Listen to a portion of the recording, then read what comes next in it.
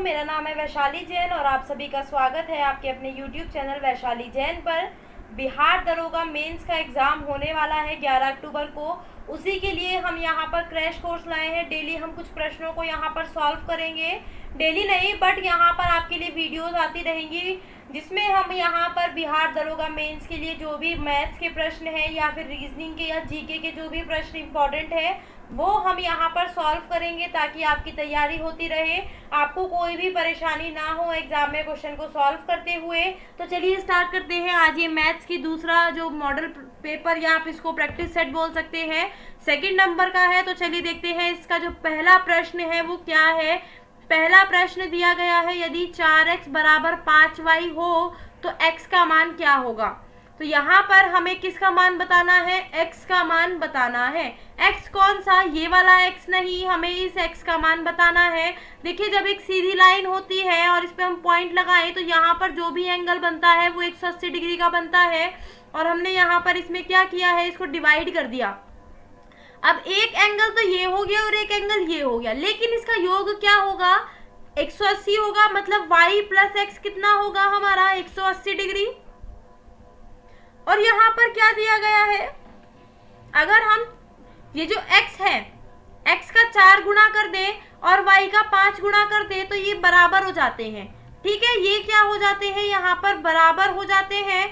तो यानी यहाँ पर अगर हम बात करें x अपॉन y का जो रेशो हमारा यहाँ पर आएगा वो आएगा 5:4। यानी x का क्या होगा, अगर हम x को माने 5a और y को हम क्या माने 4a, इसको क्या माना हमने 4a और इसको x को क्या माना हमने 5a और इसका टोटल हमारा क्या है 180 डिग्री।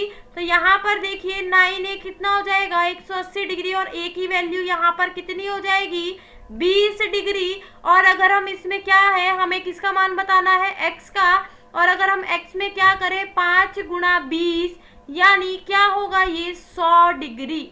क्या होगा 100 डिग्री, यानी ऑप्शन ए क्या है हमारा, यहाँ पर x की जो ये वाला जो x का यहाँ पर ये पार्ट है इसकी वैल्यू कितनी है 100 डिग्री और ये जो बचा है ये कितना है, ये है 80 डिग्री। यानी ऑप्शन ए क्या है हमारा यहाँ पर सही उत्तर है। आगे चलते हैं, नेक्स्ट प्रश्न देखिए क्या दिया गया है। 32 रुपए प्रति किलोग्राम वाली दार्जिलिंग चाय के साथ 25 रुपए प्रति किलोग्राम वाली असम चाय को किस अनुपात में मिलाया जाए ताकि मिश्रण को 32 रुपए 40 पैसे प्रति किलोग्राम पर बेचने से 20% का लाभ हो। मतलब अगर हमने 32 रुपए 40 पैसे में बेची तो कितने प्रतिशत का लाभ हो रहा है 20% का। तो ये किसके बराबर है, सेलिंग प्राइस है ना, ये 120 के बराबर है ना, और हमें यहाँ पर 100 की वैल्यू निकालनी है। तो यहाँ पर अगर हम इसको काटेंगे देखिए तो क्या होगा, यहाँ पर 12 दूनी 24 और 12 सत्ते 84, तो यहाँ पर कितना रुपये आएगा 27 रुपये प्रति किलोग्राम। 27 रुपये प्रति किलोग्राम उसका क्या हो गया कॉस्ट प्राइस, जो उसकी कॉस्ट प्राइस बैठ गई वो हो गई। अब देखिए अनुपात में मिलाया है तो हम इसको एलिगेशन से करेंगे, एक 32 रुपये प्रति किलोग्राम वाली है, एक 25 रुपये प्रति किलोग्राम वाली, दोनों को मिक्स करके कितने रुपए पर बेचा 27 रुपये पर बेचा। 27 रुपये पर बेचा नहीं है लेकिन इसका जो प्राइस निकल कर आया वो 27 रुपये आया। अब इसमें से इसको माइनस कीजिए क्या आएगा 2 और इसमें से इसको माइनस कीजिए क्या आएगा 5। तो यहाँ पर क्या अनुपात आ रहा है 2:5 और इसी अनुपात में हमने मिलाया, यानी ऑप्शन 4 क्या है हमारा यहाँ पर सही उत्तर है। ऑप्शन 4 यहाँ पर हमारा सही उत्तर है। आगे चलते हैं, नेक्स्ट प्रश्न देखिए क्या दिया गया है। 800 रुपये साधारण ब्याज पर 3 वर्षों में 920 रुपये हो जाता है। मतलब हमने 800 रुपये को 3 वर्षों में ब्याज पर दिया तो वो कितना हो गया 920 रुपये हो गया। अब यदि ब्याज दर 3% बढ़ जाए, यदि ब्याज की जो दर है हम 3% बढ़ा दे तो कुल रकम जो है कितनी हो जाएगी। अब देखिए पहले यहाँ पर हमें इसकी क्या निकालनी पड़ेगी, यहाँ पर प्रतिशत निकालनी पड़ेगी और उसका फॉर्मूला क्या होता है सिंपल इंटरेस्ट का। देखिए मूलधन गुणा दर गुणा समय बटे 100। अब यहाँ पर जो हमारा मूलधन है वो कितना है 800, तो हमारा क्या है मूलधन है और यहाँ पर 920 क्या है ये हमारी अमाउंट आई है। लेकिन अगर हम सिंपल इंटरेस्ट की बात करें तो वो कितना आया 120 रुपये। मूलधन 800 रुपये पर 120 रुपये आया।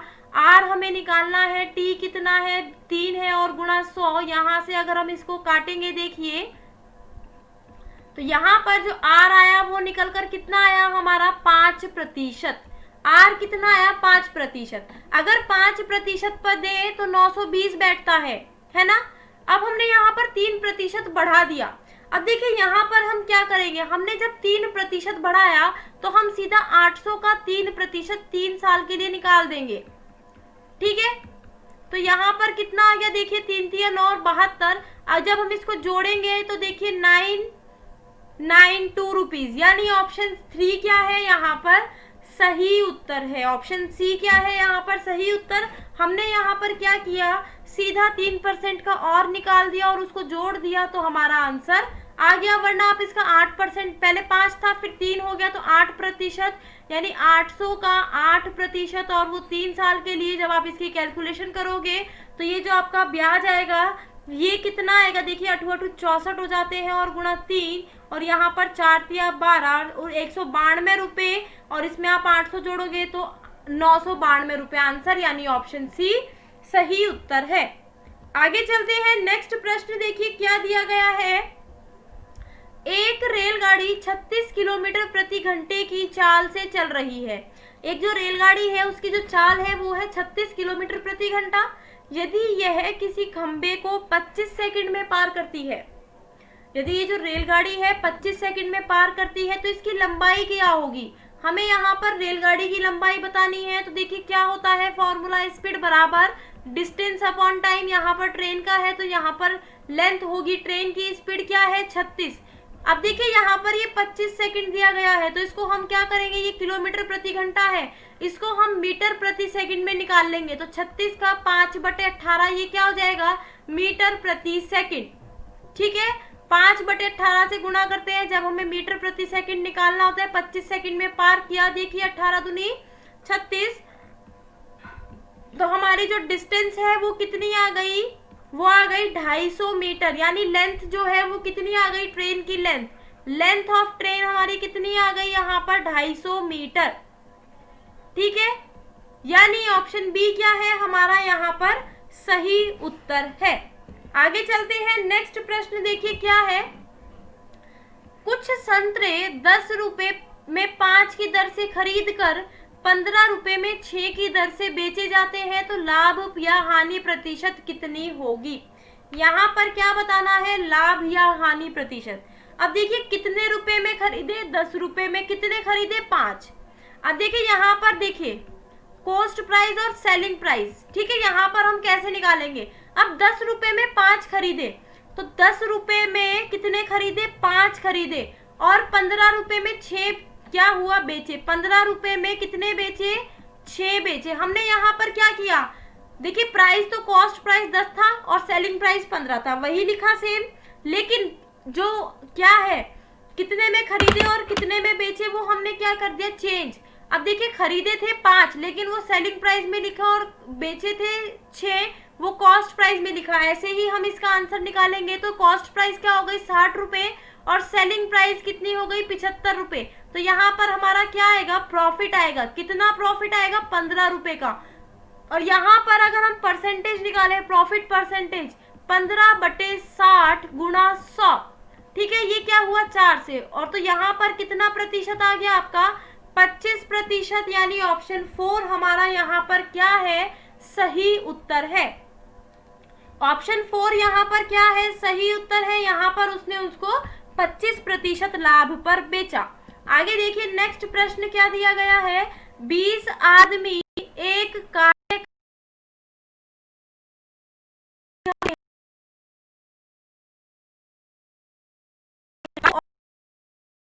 चाहिए, मैंने आपको फॉर्मूला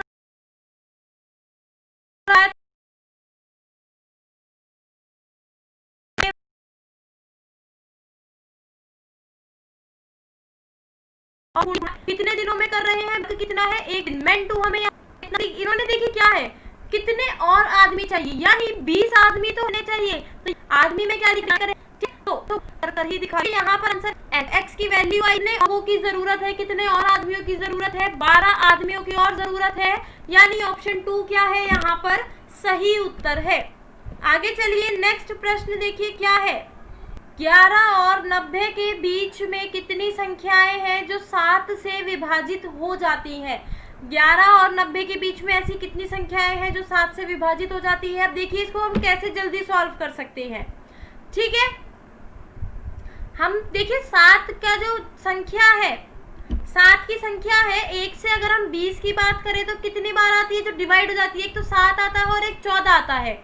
ठीक है, तो जो अगर हम लगातार 1 से 20 तक देखें तो यानी जैसे हम 1 से 20 तक देख रहे हैं या फिर हम 70 के बाद 71 से 90 तक देखें तो 2 ही आएंगी ना, क्योंकि 70 तक तो 10 हो जाता है, फिर 1 से शुरू होती है ना। अब देखिए यहाँ पर 11 और 90 के बीच में कहा गया है। अगर आप 11 से पहले 70 तक देखते हैं, अगर हम 1 से 70 की बात करते हैं कितनी आती है? आप बोलोगे 10। 1 से 70 तक कितनी आती है? 10। 7 का पढ़ा पढ़ लीजिए आप, आ गई ना, 7 का टेबल पढ़ेंगे 10। लेकिन जो 7 है वो नहीं आएगा, क्योंकि अब हम 11 से 70 की बात कर रहे हैं, तो एक ये घट गया 9 और अब बची संख्या। अब देखिए 71 से अगर हम 90 के बीच देखें, अभी मैंने आपको बताया 2 कैसे बताया, 7 और 14 यानी 77 और 84। तो यहाँ पर कितनी संख्याएं हैं? इनके बीच में 2 ऐसी संख्याएं और होंगी, 71 और 90। तो टोटल कितनी हो गई हमारी? ये हो गई 11। यानी 11 से 90 तक के बीच में कितनी ऐसी संख्याएं हैं जो 7 से विभाजित हो जाती हैं? वो है 11 संख्याएं, यानी ऑप्शन सी सही है। अब देखिए अगर मैं यहाँ पर बात करूँ, आपसे पूछूं 1 से 90 तक के बीच में ऐसी कितनी संख्याएं हैं जो 8 से विभाजित हो जाती हैं?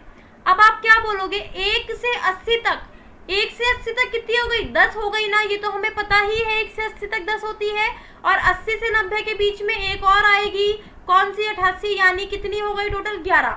वही हमने यहाँ पर किया, पहले 1 से 70 तक देखा, फिर हमने देखा यहाँ पर तो 11 से दिया हुआ है तो एक हटा दी संख्या, और फिर 71 से 90 तक देखा। ऐसे आप तोड़ के देखोगे तो आपका आंसर सही आएगा, बिल्कुल गलत नहीं होगा। तो यहाँ पर जो करेक्ट आंसर है वो क्या है? ऑप्शन सी 11, वो यहाँ पर सही उत्तर है।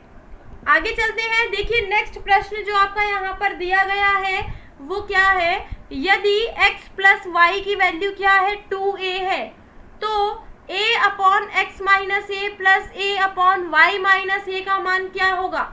अब देखिए यहाँ पर x प्लस वाई की वैल्यू 2a दी गई है, तो यहाँ पर अगर हम देखिए a x minus A plus a y minus A, अब यहाँ पर हम क्या करते हैं? 2 से ऊपर नीचे मल्टीप्लाई कर देते हैं, क्योंकि यहाँ पर 2a का मान दिया गया है। अगर हम इसको यहाँ बटे में ले जाएंगे तो हमारा बटे में आंसर निकालना मुश्किल हो जाता है, तो इसलिए 2a हमने यहाँ पर क्या किया? इसको मान लिया। तो 2a की वैल्यू क्या है? x प्लस वाई है ना, और ये 2x minus x plus Y, तो ये माइनस में ही हो जाएगा आपका। तो देखिए यहाँ पर 2a है तो x प्लस वाई, और देखिए 2y minus x minus Y. तो यहाँ पर अगर हम देखें x प्लस वाई हो गया, और यहाँ पर बटे में क्या हो गया? x minus Y. सेम ऐसे देखिए x प्लस वाई, और ये क्या हो गया बटे में? 2y नहीं होगा, क्या होगा? y minus x. अब हम क्या करते हैं? माइनस बाहर ले आते हैं इसका, जैसे यहाँ पर प्लस है तो हम इसको x प्लस वाई बटे में x माइनस वाई लिखें। हमने क्या किया? माइनस बाहर ले आए इसका, है ना, तो ये माइनस प्लस में हो जाएगा और ये कट जाएंगी देखिए अभी संख्याएं, और इसका आंसर क्या हो जाएगा? जब ये आपस में कट जाएंगी तो इसका आंसर हो जाएगा 0, है ना।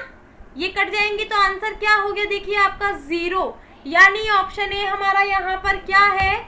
सही उत्तर है। ऑप्शन ए क्या है यहाँ पर? हमारा सही उत्तर है। आई होप आप सभी को ये समझ आया होगा कैसे हमने इसको सॉल्व किया, कैसे प्रश्न हमने यहाँ पर सॉल्व किए मैथ्स के। और भी वीडियोस आपके लिए आगे अवेलेबल होंगी, और भी एनटीपीसी के लिए भी अवेलेबल है, मैथ्स की ट्रिक की भी वीडियो अवेलेबल है, तो आप जल्दी से जाकर देख लीजिए, चेकआउट कर लीजिए सारी वीडियोस को। प्लेलिस्ट बनी हुई है तो आप देख लीजिए। आई होप आपको ये वीडियो पसंद आया होगा। अगर वीडियो पसंद आया है तो लाइक और शेयर ज़रूर कर दीजिएगा। चैनल सब्सक्राइब करना बिल्कुल ना भूलें। बेल आइकन पर प्रेस कर दीजिए ताकि वीडियोस का नोटिफिकेशन आपको मिलता रहे। Thank you so much. Have a nice day. Bye bye. Take care.